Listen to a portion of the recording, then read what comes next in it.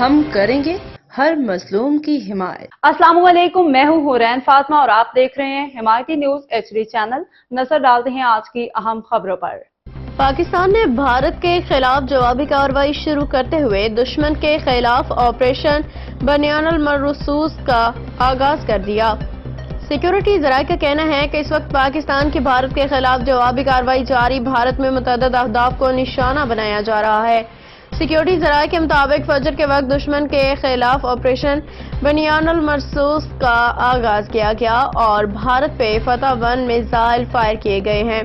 Security ذرائع نے بتایا کہ پاکستان کی جانب سے بیاس کے علاقے میں براہموس اسٹوریج سائٹ اور پٹھان کوٹ میں ایئر فیلڈ کو بھی تباہ کر دیا گیا ہے۔ سیکورٹی ذرائع کا کہنا ہے کہ بھارت کے ادھم پور ایئر بیس کو 3 میزائلوں سے نشانہ بنایا گیا ہے۔ باخبر رہیے ہر جگہ ہر وقت، جانیے ملکی و غیر ملکی حالات و واقعات یقین کے ساتھ۔